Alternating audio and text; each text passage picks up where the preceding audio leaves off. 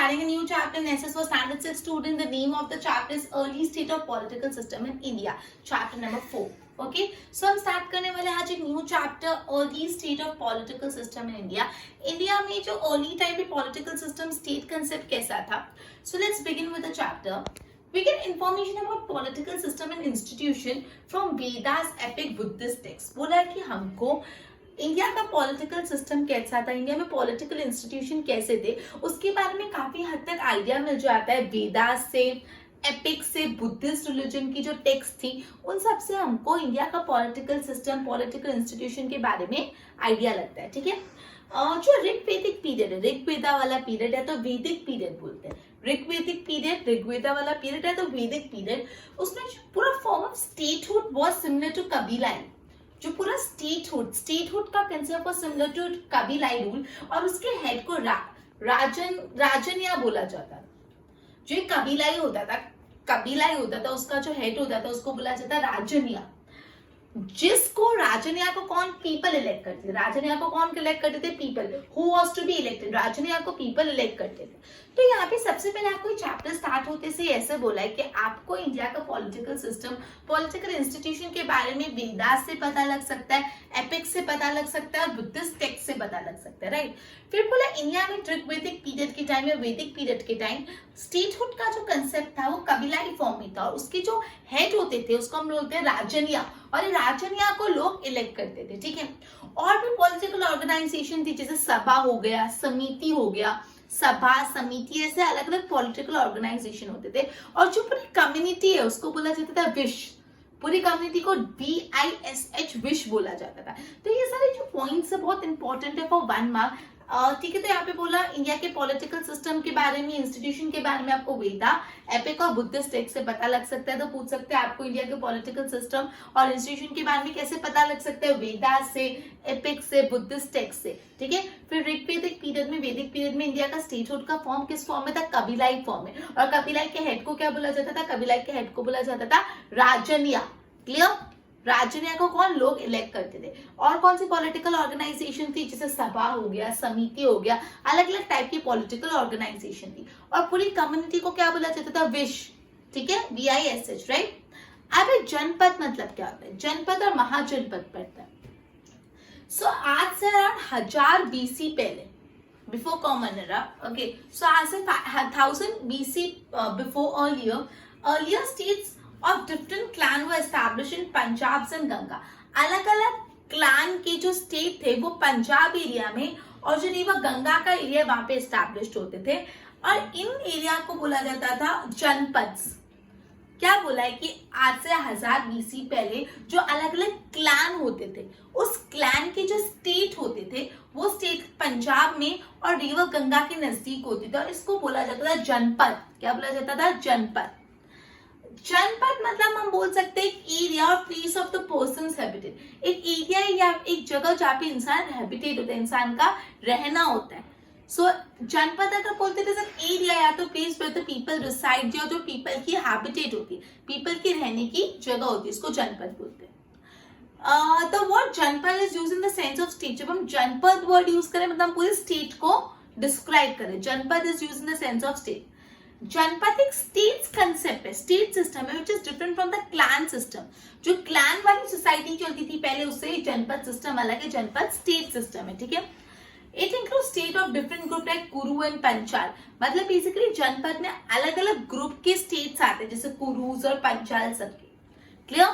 तो जनपद में बेसिकली अपन ने क्या पढ़ा, सिर्फ 1000 BC पहले जो अलग अलग क्लान थे उनके जो स्टेट्स थे वो पंजाब में और रिवर गंगा के यहाँ पे थे और इसको जनपद बोला जाता है. जनपद मतलब बेसिकली, जनपद मतलब एक एरिया और प्लेस जहाँ पे लोग रिसाइड करते, पीपल हैबिटेट होते हैं, पीपल का हैबिटेशन होता है, पीपल रहते हैं. क्लियर. जनपद कंसेप्ट हमेशा स्टेट के लिए यूज होता है. तो जनपद का कंसेप्ट स्टेट का है rather than clan system. clan society के अपोजिट स्टेट सिस्टम चलता है जनपद मतलब. क्लियर. जनपद में अलग अलग ग्रुप के स्टेट आ जाते जैसे कुरु, पंचाल. अब महाजनपद अराउंड 6th BC के टाइम 16 महाजनपद थे इंडिया में. मतलब 6 BC में इंडिया में 1616 महाजनपद फाउंड हुए थे। इसमें से कुछ महाजनपद रिपब्लिक थे और कुछ महाजनपद मोनार्की सिस्टम में थे। अब आपको इस 16 के 16 महाजनपद की डिटेल एक टेबल में दी हुई है। अब ये टेबल इंपॉर्टेंट है आपको 1 मार्क के लिए, सो आपको ये टेबल थोड़ी लर्न करनी पड़ेगी। ठीक है, कौन से महाजनपद तो प्रेजेंट डे कौन सा ये सारा आपको दिया हुआ है। आपको जस्ट इसके नीचे एक टेबल है जो बहुत इंपॉर्टेंट है, एक बार आपको मतलब गो थ्रू करना पड़ेगा, आपको पूछ सकते हो ऑब्जेक्टिव्स में। ठीक है, तो महाजनपद में अपन ने पढ़ा कि 6th BC में अबाउट 16 महाजनपद थे इंडिया में। पूछ सकते हैं 6th BC में इंडिया में कितने महाजनपद थे, बहुत इंपॉर्टेंट पॉइंट, कितने 1616 महाजनपद थे। इसमें से कुछ रिपब्लिक थे, कुछ मोनार्की थे। Clear?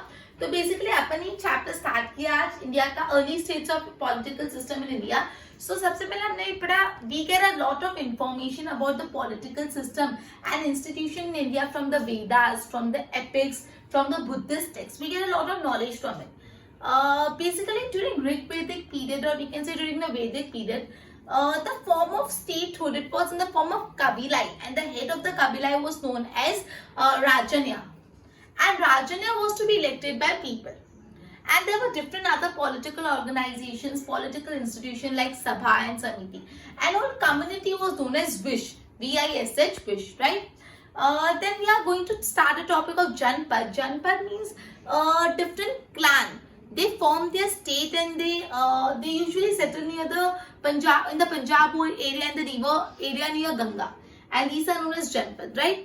So Janpad is a place of the person's habitat. Janpad concept is related to state concept. Janpad always focus on state system, which is very much different from clan society system. ठीक है? Janpad includes state or various group like Kuru, Panchal, right?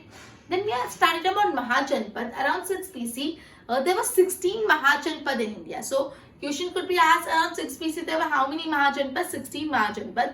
Some of these Mahajanpad were republic while some were monarchical. And then वो 16 Mahajanpad की पूरी list थी ये जो आपको learn करनी है, मेमोराइज करनी है, ऑब्जेक्टिव्स में पूछेंगे। क्लियर? तो वो आपको करना है, एक बार बोर्ड पे ध्यान दो।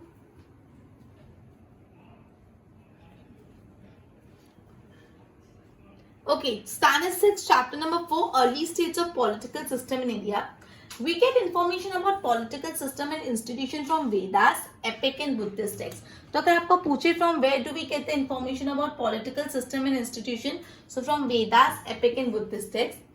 Rigvedic period or Vedic period, there was a form of statehood. It was similar to Kabilai. It was similar to Kabilai, and the head Kabilai rule और उसके head कौन थे? राजन्य. And Rajanya was to be elected. Okay. Political organization थी सभा, समिति. So कौन से political organization से ये भी पूछ सकते हैं। Community को क्या बोला जाता था? Wish, VISH. फिर जनपद. Around 1000 BC, earlier state of different clan were established in Punjab and Ganga river, and these were called Janpad. Janpad means an area or place of the person's habitat, right? Word Janpad is used in the sense of state. Janpad is a state system which is different from clan society. It includes state of different group like Kurus, Panchal and etc. Okay. So कौन से Kuru, Panchal या अलग अलग group आ जाते हैं. Then Mahajanpad. Around 6 BC there were 16 Mahajanpads in India. Some were republic while some were monarchical, right? Okay. तो एक बार पहले इसकी proper notes बनाओ अच्छे से, अपन फिर आगे करते हैं.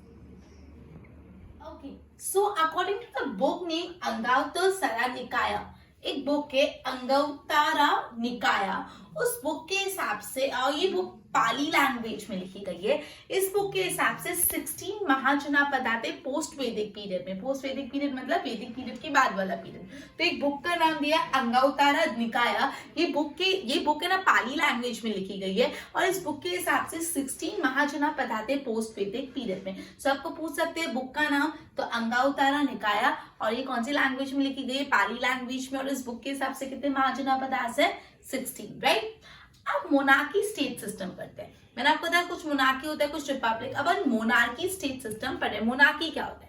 सो मोनार्की ऐसा स्टेट होता है जहाँ पे राजा का सबसे ज्यादा इंपॉर्टेंट होता है, राजा रानी रूल करते हैं। सो स्टेट जहाँ पे किंग एकदम चीफ होता है, किंग एकदम मेन होता है, उसको मोनार्की बोलते हैं। सो मोनार्की एक ऐसा स्टेट होता है जहाँ पे राजा, जहाँ पे जो किंग होता है वो एकदम इंपॉर्टेंट होता है, एकदम चीफ होता है, राजा महाराजाओं का रूल चलता है, उसको बोलते हैं मोनार्की। अमाउंट द महाजनापदास जो थे ऑफ दिस टाइम, इस टाइम जो महाजनापद थे मोनार्की स्टेट सिस्टम के time, there was a competition for power. ये महाजनापदास एक दूसरे से कंपीट करते थे ज्यादा से ज्यादा पावर के लिए। और इस टाइम में 4 सबसे मेजर पावरफुल स्टेट थे। एक था मगध, एक था कोसल, एक था वत्सा और एक था अवंती। कौन से 4 पावरफुल स्टेट थे? मगध, कोसल, वत्सा और अवंती। और ये 4 पावरफुल स्टेट में से भी सबसे जो फेमस था वो मगध था। ठीक है, ओके। सो मोनार्की स्टेट सिस्टम पढ़े। मोनार्की स्टेट सिस्टम में क्या होता है? एक ऐसा स्टेट जहाँ पे राजा महाराजाओं का रूल करता है, जहाँ पे जो किंग है वो एकदम चीफ होता है, सबसे ज्यादा इंपॉर्टेंट होता है, उसको हम लोग बोलते हैं मोनार्की सिस्टम। ठीक है, जितने भी महाजनापदास थे वो हमेशा दे compete each other with power, for power. वो एक दूसरे से हमेशा कॉम्पिटिशन रखते थे पावर के लिए। और इस टाइम पे 4 मेन स्टेट्स थे। पहला था कोसल, मगध, वत्सल और अवंती। और इन चारों में से भी सबसे पावरफुल कौन सा था? मगध। तो मगध के बारे में पढ़ते हैं। So at the time of Buddha के टाइम पे मोनार्कियल स्टेट में मगधा बहुत पावरफुल महाजनापद था। सो बुद्धा रीजन के टाइम, बुद्धा के टाइम शॉर्ट जब जो मोनार्कियल स्टेट सिस्टम चलता था उसमें जो महाजनापद बहुत पावरफुल था वो थे मगध। तो आपको पूछ सकते हैं कि मोनार्कियल सिस्टम में सबसे फेमस, सबसे पावरफुल महाजनपद कौन सा था? मगध। ठीक है, ये मगध को 3 बड़ी बड़ी डायनेस्टीज रूल करती थी, जिसमें सबसे पहले हरियांका डायनेस्टी। तो हम पहले हरियांका डायनेस्टी पढ़ेंगे। अपन पहले मगध के बारे में तो बोला है बुद्धा के टाइम जो मोनार्कियल स्टेट सिस्टम था, तो जितने महाजनपद थे उसमें सबसे स्ट्रॉन्ग और पावरफुल था मगध। मगध को बेसिकली, मगध जो एरिया था उसको 3 मेजर डायनेस्टीज रूल करती थी। पहला हरियांका डायनेस्टी। अब ये जो हरियांका डायनेस्टी, इनके जो फाउंडर थे वो थे बिंबिसर। बिंबिसर जो थे वो हरियांका डायनेस्टी के फाउंडर थे। तो आपको 1 मार्क में पूछ सकते हैं कि हरियांका डायनेस्टी के फाउंडर कौन थे? तो ही वाज बिंबिसर। और ये जो मगध है उसका कैपिटल का था, the capital of Magadh was Rajgriha, Giriraj, Girivraj. Rajgriha भी बोलते हैं तो गिरिवराज। तो मगध का कैपिटल पूछी तो राजगृह, गिरिवराज। और ये कहाँ पे? On the bank of river Ganga और सन और गंगा के रिवर के किनारे ये जगह है। हरियांका डायनेस्टी के जो फाउंडर थे वो बिंबिसर थे। उसके बाद अपन ने पढ़ा मगध का कैपिटल क्या था? राजगृह। वो उनका कैपिटल था, वो कहाँ पे लोकेटेड था? The bank of river Ganga and Son. अब बिंबिसर के बाद उनके जो बेटे थे अजातशत्रु, वो केम टू पावर, मतलब वो पावर में Ajatashatru and meet Pataliputra, that is जो पाटन है उसको अपना कैपिटल बनाया। मतलब बिंबिसर की डेथ के बाद उनके जो सन थे अजातशत्रु, उन्होंने पावर लिया और उन्होंने अपना कैपिटल क्या बनाया? पाटलिपुत्र को, पाटलिपुत्र पाटन में। ठीक है, उन्होंने एक वॉर करी with the Vajji union and defeated Lichhavis जो डायनेस्टी थी उनको हरा लिया वज्जी रूलर्स से वॉर करके। ठीक है, और इस तरह से उन्होंने पूरे अपने मगधा में अपना रूल एक्वायर कर लिया। ठीक है, तो अपन हरियांका डायनेस्टी के अपन मगधा पढ़ रहे। मगधा में अपन ये बोला बुद्धा के टाइम पे जो मोनार्कियल स्टेट सिस्टम चलता था, तब जो मगधा था वो एक one of the most powerful Mahajanapada थे। और ये मगधा रीजन को बेसिकली, मगधा जो महाजनपद है 3 डायनेस्टी कंट्रोल करती थी। हरियांका डायनेस्टी पहली, हरियांका डायनेस्टी के रूलर कौन से? बिंबिसर। और ये हरियाणा डायनेस्टी, हरियांका डायनेस्टी के फाउंडर थे बिंबिसर। और बेसिकली डायनेस्टी जो है उसका कैपिटल था राजगृह। मगध का कैपिटल था राजगृह, जो on the bank of river Ganga and Son located है। अब बिंबिसर के पास जो उनके सन थे Ajatashatru, he came to power और उन्होंने अपना कैपिटल बनाया पाटलिपुत्र, जो पाटन है जो उसको अपना कैपिटल बनाया। उन्होंने वज्जी यूनियन के साथ वॉर की और जो लचावियास रीजन है उसको खुद के उनको हरा दिया। इस तरह से उन्होंने अपना रूल मगध पे एक्वायर किया। तो बेसिकली अपन ने मोनार्कियल स्टेट सिस्टम पढ़ा, जिसमें अपन ने पढ़ा मोनार्कियल से। Okay, so basically what we have studied is की एक बुक है Angavatra Nikanya. In that, this book has been written in Pali language, and there is mention of 16 Mahajanpads post-Vedic period. Then we have studied about the monarchy state system. In monarchy state system, king is at the chief, king is at the top, king is at the chief. Such a state system is known as monarchical state system.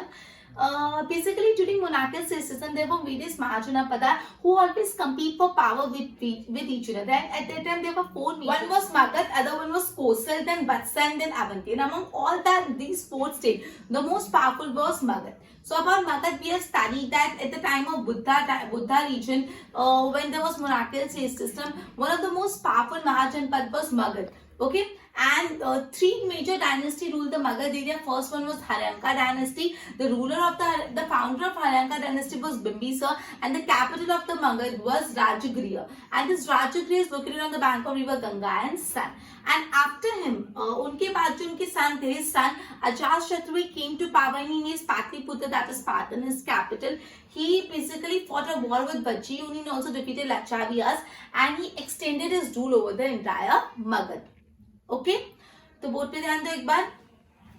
So according to the book Angata Vatsarya Nikaya, that is written in Pali language, कितने महाजनपद थे? 14 महाजनपद थे post Vedic period. So monarchical state system में the state in which the king was the chief is called monarchical state system. Monarchy मतलब राजा महाराजा का rule. So important है monarchical state system वो state system था जहाँ पे king chief था. Among the Mahajanapadas of this time, there was competition for power, and चार powerful states हैं Magad, Kosal, Vatsa and Avanti. Magad, Kosal, Vatsa and Avanti, and उसमें से भी Magad सबसे ज़्यादा famous था. Magad at the time of the Buddha and monarchical state, Magad became very powerful, and there were three powerful dynasties that ruled Magad. पूछ सकते हैं how many powerful dynasty ruled Magad? So three powerful dynasty ruled Magad. First one was Haryanka dynasty. Bimbisar was the founder of the Haryanka dynasty. Haryanka dynasty की founder कौन थे? Bimbisar. And the capital of the Magda was Rajagriha, that is on the bank of river Ganga and Son. After him, Ajatashatru came to the power and he made Patliputra his capital. He fought a war with the Vajjayuni and also defeated Licchavias, right? And in this way, he extended the Magadha rule. Okay so basically upon chapter में अलग अलग dynasty अपन हरियांका dynasty के बारे में पढ़ा, monarchical state system पढ़ा. Okay so एक बार इसके अच्छे से नोट बना लो. आगे हम चैप्टर को कंटिन्यू करेंगे next lesson next session. Till then good bye.